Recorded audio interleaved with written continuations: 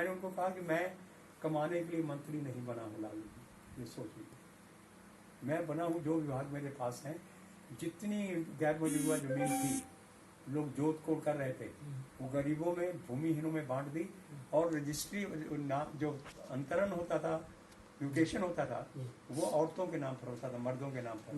क्योंकि इस इलाके में आदिवासी हरिजन लोग जाता थे, जिनको ज़मीन मिलती थी, लोग शराब पीने में ज़मीन गिरवी रख देते थे, तो वो फ़ायदा नहीं हो पाता था। हमने कहा कि नहीं, ज़मीन दूंगा तो नाम होगा महिला का, जो गाँव उस फैमिली की हेड महिला है, उसके नाम पर ज़मीन दूंगा।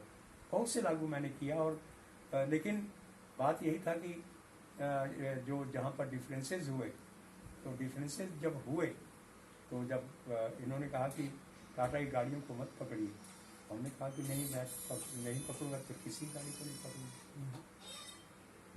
तो इस तरह से भूमि को लेकर भी कुछ वहाँ पर दिक्कत हुई। क्योंकि जब मैंने टाटा में चुनाव लड़ा था 1996, टाटा से मैं, तो जब टाटा में जाता था लोग कहते थे कि हम लोग देखिए ना 50 साल से मकान बांट के बैठे हैं और जमीन टाटा के पास है, हम लोग के नाम कर दी जाए तो फिर हम लोग समझेंगे हम लोग मालिक हैं इसके। और टाटा करने नहीं देता था। मैंने कहा कि नहीं, ये ज़मीन, जब 96 का चुनाव में लड़ रहा था, तो मैंने जैसे ही चुनाव ख़त्म हुआ तो थोड़े वोटों से हार गए थे, क्योंकि वहाँ खड़ा कर दिया था भाजपा ने, वो जो भगवान कृष्ण बना था नीतीश भारद्वाज, वो आगे तो औरतों के दिमाग में भी भगवान को हरा गए, तब थोड़े वोटों से हमसे वो जीते थे।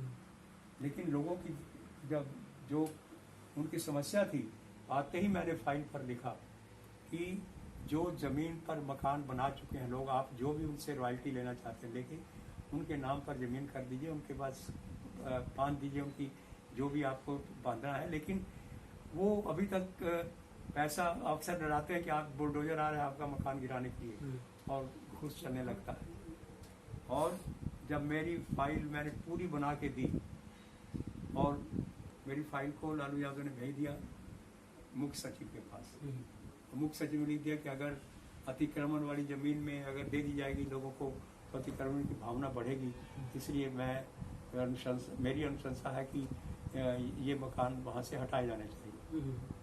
मैंने कहा कि तब तो हज़ारों लोग पक्के मकान आप गिरेंगे तो उन लोग तो बुलडोजर के नीचे आगे जान दे देगा। तब वहीं से कहा कि तब मैं मंत्री पद से इस्तीफा देता हूँ, अगर आप इसमें सरकार का रेवेन्यू भी बढ़ने वाला है।